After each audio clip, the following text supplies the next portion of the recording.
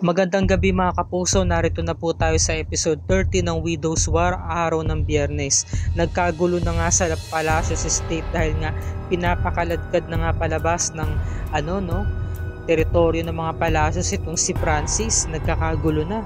Pinagsusuntok ni Galvan itong si Francis at halos mapatay na. Samantalang si Mercy ay nahimatay na. Ito namang si George gusto rin niyang ipabaril tong si Francis para mamatay na. Sinisisi niya si Francis na sabi niya, walang yaka, pinatay mo asawa ko tapos gumatong pa tong sina Edward saka si Ruth. Sabi niya, ikaw lang pala, pinagbibintangan pa yung anak ko, yung pala ikaw lang palang pumatay sa manugang ko kay Basil. Inawat sila ni Sam, tama na, huwag niyo nasaktan ng kapatid ko. Umawat na rin si Sergeant Casa, sabi niya, itigil niyo na to. Edward, dali mo ng pamilya mo, ilayo mo na sila. Dadalhin na namin sa presinto si Francis Castillo. Umiiyak si Francis. Ngayon napuntahan na ni Sam yung nanay niya na walang malay. Iyak na iyak si Sam. Sumunod sila sa presinto. Sabi ni Francis, nagwawala siya, ate. Hindi ko deserve to, ba't ako nakulong? Hindi ko to ginusto, hindi ako pumatay kay Basil. Maniwala kayo. Sabi ni Mercy, naniniwala kami sa'yo anak. Ipagpasa Diyos mo na maayos ang lahat. Pagtiwala ka lang, tatagan mo ang loob mo. Sabi ni Francis, hindi ako pumatay kay Basil. Bakit ako? Ba't ako yung pinaghinalaan nila? Hindi ko kayang gawin yun, hindi ko kayang pumatay ng tao. Ate, ilabas mo ko dito. Sabi ni Sam, gagawa ko ng paraan para mailabas kita rito. Tutulong ako kay Mama Aurora para matulungan ka. Makakalabas ka rito, magtiwala ka lang.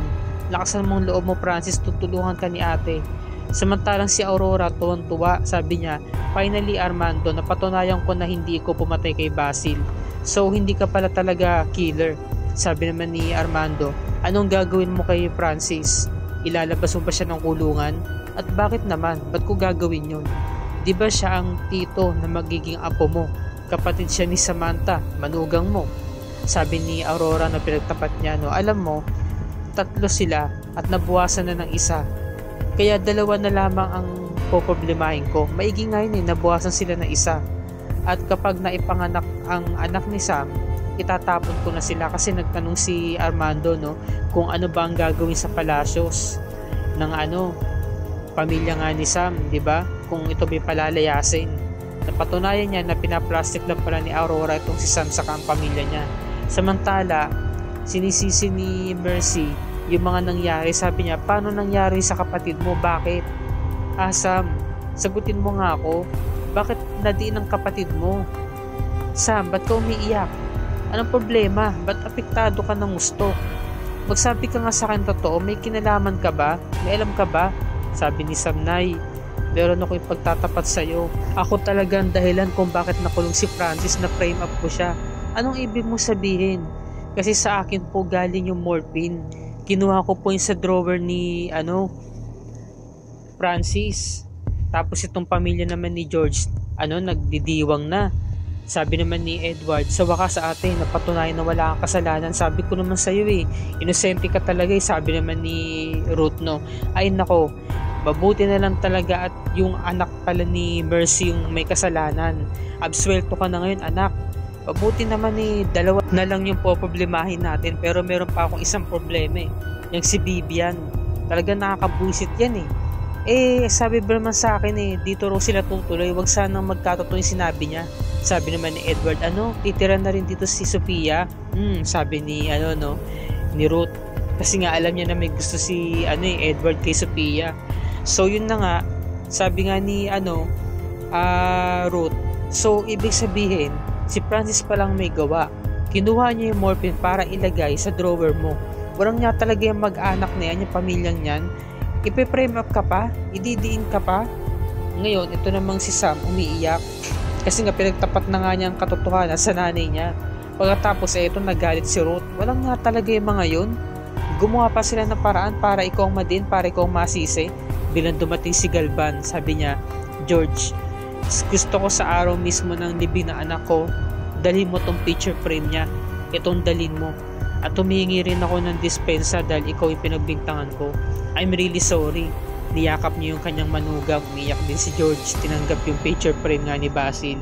Samantala, sabi naman ni Mercy, ano ba talaga? Hindi ko maintindihan. Kinuha mo yung morphine? Bakit?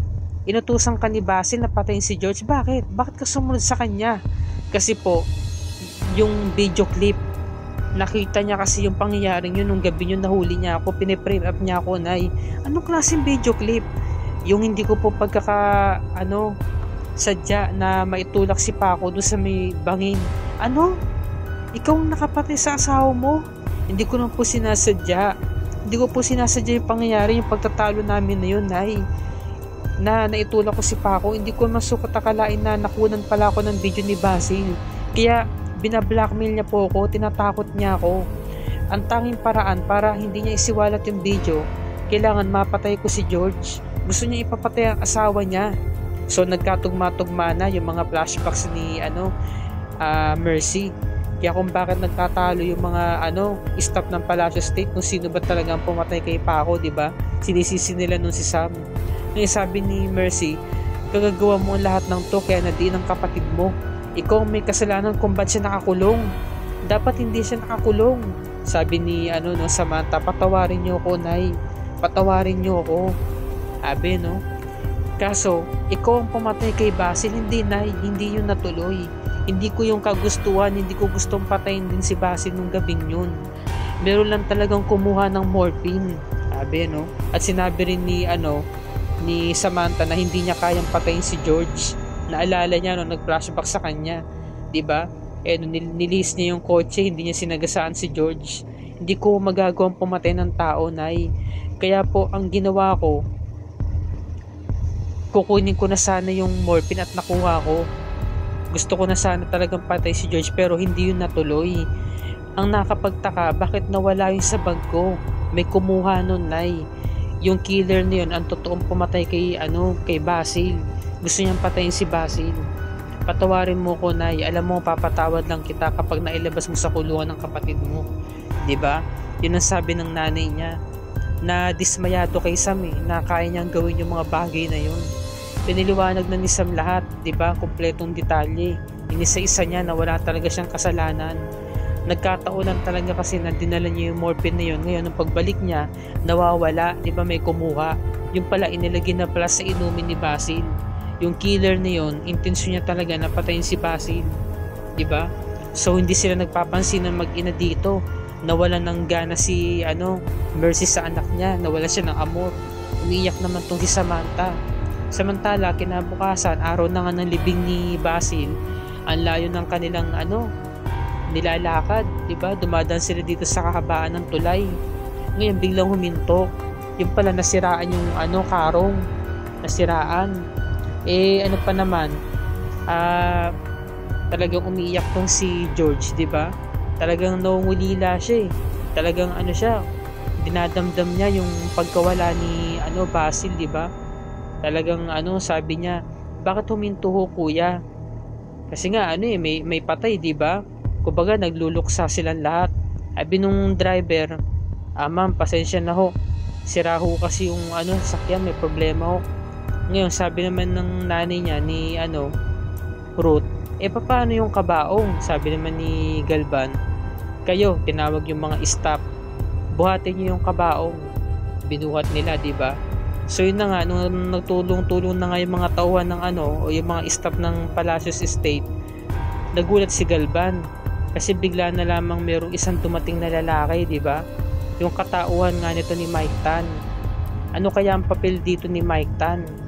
'Di ba? So nakakagulat, 'di ba? Nandiyan pala siya. Expected natin wala siya. So na-surprise tayo.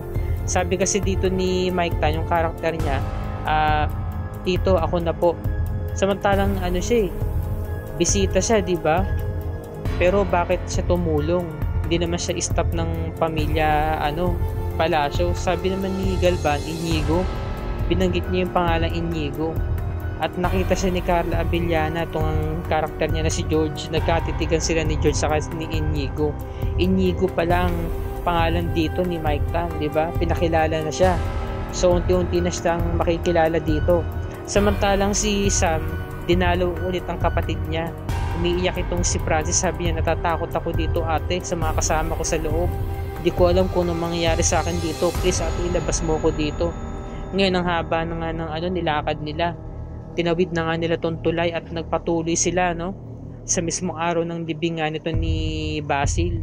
Yan na, nandito na nga sila dito sa loob ng ng pinakamuseo ni Basil, kasama tong si Beatrice at si Louie Castor, dahil nga malapit silang kaibigan ni Basil. Ngayon ito namang si Francis, sabi niya, ba't kasi ako nakulong? Sino ba yung wala niyang taong pumatay kay Basil at nadamay ako? Sino ba yung kriminal na yun? Sino ba yung may gawa nun? Ngayon umiiyak si Sam, hindi niya kayang ipagtapat kay Francis ang katotohanan. Samantala nandito na nga sila sa wake, no? Dito na nga sila sa loob at ililibing na nga itong si Basil. Nagtipon-tipon lahat ng mga pamilya, kamag-anak, pati mga malalapit na kaibigan. Umupo muna sila para sa dasal. Ayan, daan-daan muna sila umupo sa mahabang upuan. Ngayon ito namang si George, nakikita niya tong si Inigo, di ba?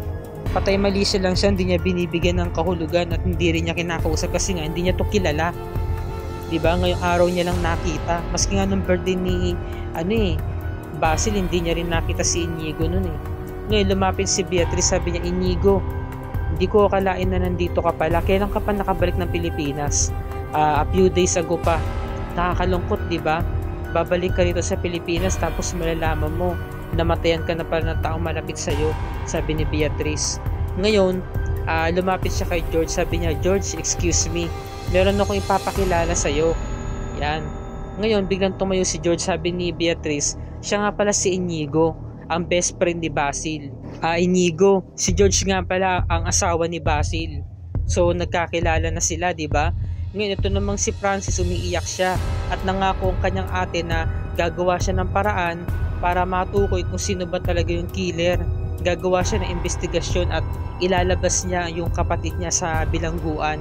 Hindi siya makapayag na tumagal ito sa kulungan at siya madiin. Pagbayaran niya yung kasalanan na hindi naman niya ginawa. So dito sa pangyayaring to, sa pinakuli eksena, sabi ni George, ikaw pala ang best friend ni Basil. Hindi kanya naikwento sa akin ever since. So nagulat si Beatrice. Ito namang si Inigo, parang siya, di ba? Napaatras siya, para bang may tinatago siya kasing sikreto. So hindi natin alam, pero malakas talaga yung kutob natin na baka siya yung secret admirer, di ba? Or boyfriend nga nito ni Basil. So dito na po nagtatapos ang review ni Lika para sa gabing ito, mga kapuso. Kung bago ka pa lamang sa akin channel, please like and share this video on your social media platforms at i-hit mo na rin ang subscribe button with notification bell icon para lagi ka updated sa mga episodes ng GMA and Widow's War. Dito na po nagtatapos ang ating review and recap, mga kapuso. God bless us all at maraming salamat po sa inyong panonood.